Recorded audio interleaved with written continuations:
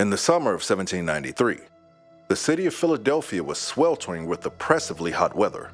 Amidst the high temperatures, a terrifying illness began to creep its way through the neighborhoods, exploding into an outbreak that would ravage the city well into the fall and claim the lives of 10% of the population. I'm James Troup, and this is the story of the 1793 yellow fever epidemic that transformed a thriving city of the early United States into a hell on earth. Thank you for tuning in today for another edition of Haunting History.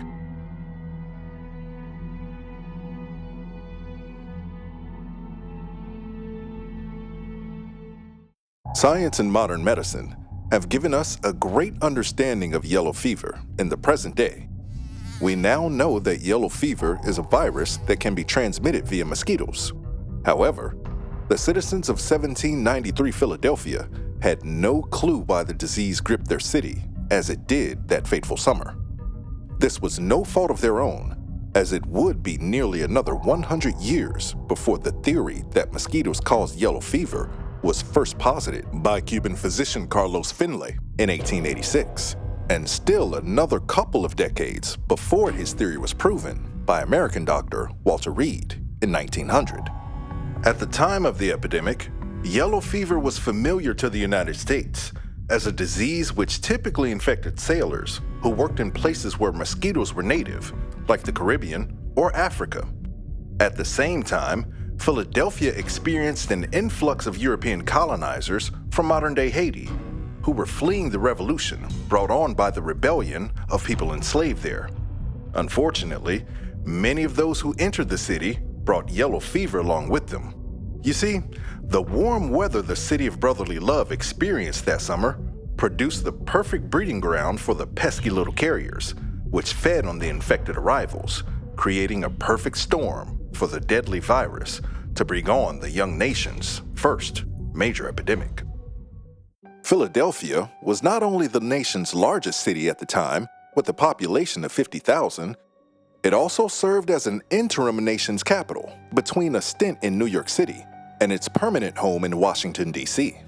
Because of this, many in the federal government, including President George Washington, Thomas Jefferson, Alexander Hamilton, and many more, resided in Philly to conduct the nation's business. When people first began falling ill and dying in August, it was generally thought that people had succumbed to the common autumnal illness, and not much mind was paid to it. However, fear began to spread throughout Philadelphia as more cases popped up. On August 19, 1793, Dr. Benjamin Rush identified the illness instead as the deadly yellow fever. He would encourage those who could quit the city to do so. Congress adjourned, and people began to flee the city in droves, including President Washington and many others. Alexander Hamilton fled the city, but not before contracting yellow fever himself, though he did eventually recover. In the end, some 20,000 residents with either political or monetary means left Philadelphia in a panic, leaving those without such means in the city sheltering in place. This would result in those who remained, including people of color, being more greatly impacted by the epidemic. On August 27th, the College of Physicians, convened by the mayor, instructed the remaining citizens in Philadelphia to avoid those who were infected. Many people heeded this instruction and avoided each other at all costs. Friends would ignore each other in the street or just offer a nod. The customary greeting of a handshake fell out of fashion. Some terrified families even threw out loved ones who complained of a headache, an early symptom of the disease. Sick children were deserted by their parents at the first sign of illness. The College of Physicians also recommended the church bells, which tolled for each death, be silenced as they began to ring near constantly. On September 12th, the mayor became concerned that the city was on the brink of anarchy. The government essentially stopped working within the first month of the epidemic. A group of private citizens would step up to organize a response to the epidemic and became known as the Committee. Most businesses had shuttered, and only the carriages of doctors or the dead rattled down the empty streets of Philly. All signs of life had essentially vanished. Yellow fever attacks the human body in two phases, the acute phase and the toxic phase. In the acute phase, infected individuals may experience symptoms for a few days and then gradually get better. However, those who do not improve with time may decline into the toxic phase. The disease gets its name from the yellowing of the skin and eyes, known as jaundice, of those in the toxic phase. Other disturbing symptoms of the toxic phase include black vomit, which obtains its color from bleeding in the stomach, dark urine, bleeding from the nose, mouth, and eyes, stomach pain, decreased heart rate, and brain dysfunction. For many cases, which proceeded into the toxic phase, death was the only end to the suffering. Reports from the time state that in August, there were about 10 deaths a day, but by October, the city was seeing 100 deaths daily. The disease acted fast. Half of the people who developed the toxic phase of the disease died within 10 days. Reports of the time state that people seemed perfectly healthy one day, but died the next. The graveyards were filling up at an alarming rate. Secretary of War Henry Knox noted in his papers that he witnessed a coffin arriving at a home intended for a man who had not yet died. The coffin waited at the entrance to the alley until the man, who had finally died, was placed inside. Upon seeing this, Knox remarked, "Such hurry must bury many alive." The medical community could not decide on where the disease stemmed from. Some believed the fever to be a contagion, one brought in by foreigners, while others believed it to originate from local sources like impure air rather than a contagion. The medical community also couldn't agree on a proper treatment for yellow fever. The aforementioned Dr. Benjamin Rush, a signer of the Declaration of Independence, would become a prominent physician who remained in the city to help. He believed that the disease stemmed from unsanitary conditions, which created miasma in the air, pointing to sewage, rotting food, particularly root vegetables and coffee beans, and the docks as likely sources of putrid exhalations. He also believed, correctly, that the disease was not spread by human-to-human contact. His treatment plan included bloodletting, the use of leeches, as well as the use of mercury to induce purging of the bowels. In some cases, Rush would drain as much as 80% of a person's blood supply from their body, as he believed it contained twice as much blood as we know it does today. When purging results were less than satisfactory, Rush would increase the mercury dosage for some patients. Other physicians would call Rush's large doses murderous. While some of his patients died from either the fever or his extreme treatments, some did in fact recover, which led to him being eventually lauded for his heroic actions during the epidemic. Another common treatment of the time was known as bark and wine cure. This treatment would use the bark of the cinchona tree as a source of quinine, as well as Madeira wine. Because neither treatment seemed to have great results, treatment was typically chosen based on political preference. While a successful vaccine was created in the first half of the 20th century, there is no treatment or cure for yellow fever, even today. Philadelphians were desperate to avoid this plague and began to take matters into their own hands to ward off the disease with various, sometimes strange, tactics. Some methods included chewing garlic or wearing it on their person, smoking cigars, and holding handkerchiefs soaked in vinegar or camphor over their nose while outside. Some amounts of dirt would be spread in each room of the home to ward off disease, and it was changed twice a day. Some who believed the illness was spread via the air lit bonfires and fired shots into the air to clear it of any disease.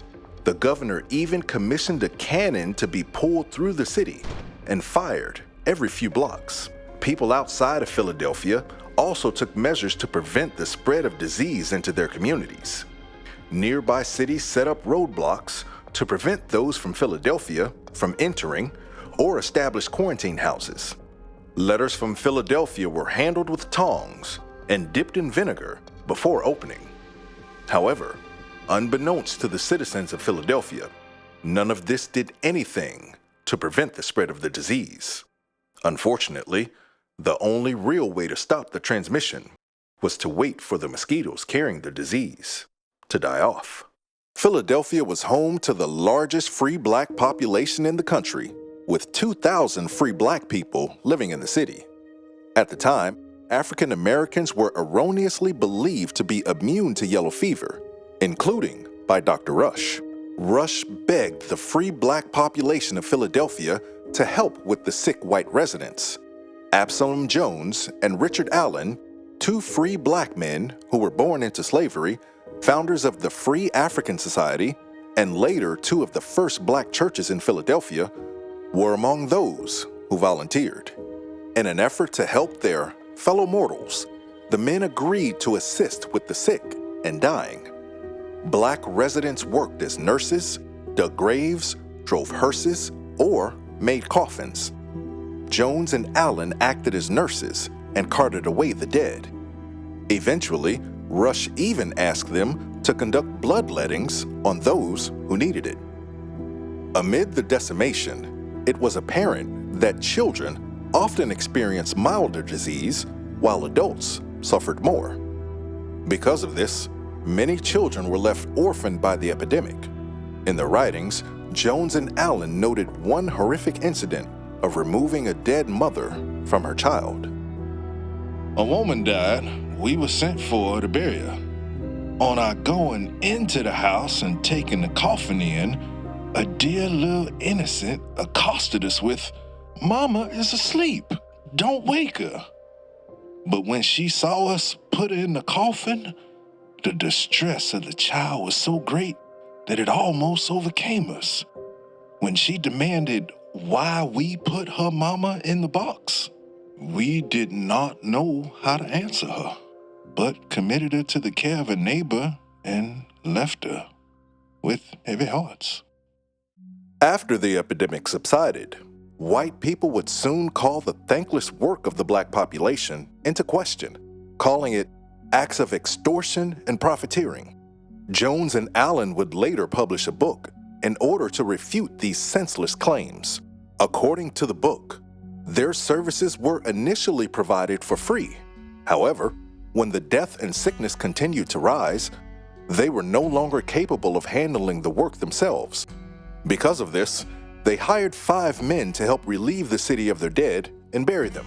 They note that it was incredibly hard to find anyone who would go near a dead body at the time.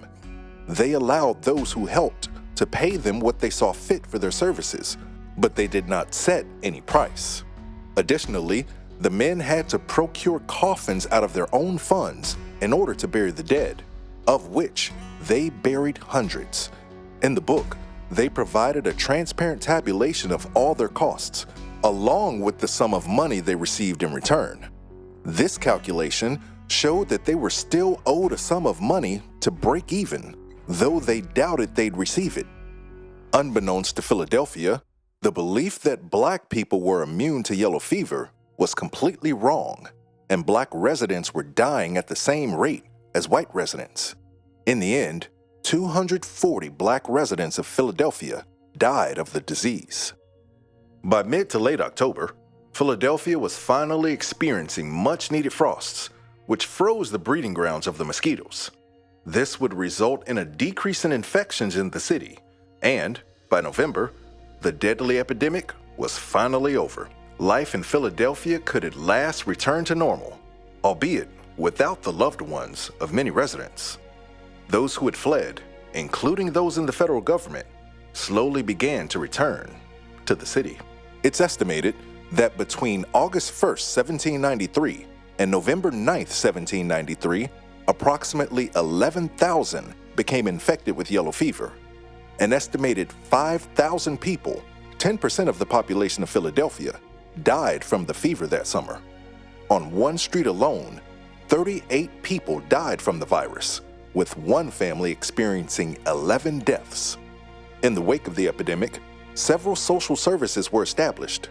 Orphanages were opened to help with the parentless children. Hospitals were also built, and public health departments were formed. Additionally, plans were put in place for the moving of the seat of government in times of crisis.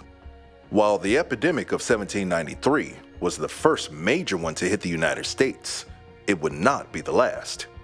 And while proportionally devastating to the population, future epidemics and pandemics would claim millions of lives in the centuries to come. Illness has always cast a sinister shadow that follows mankind through the ages. It's important that we continue to learn from these tragic parts of our history to stay strong and to protect one another, especially those of us who are most vulnerable.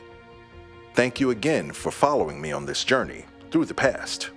Until next time.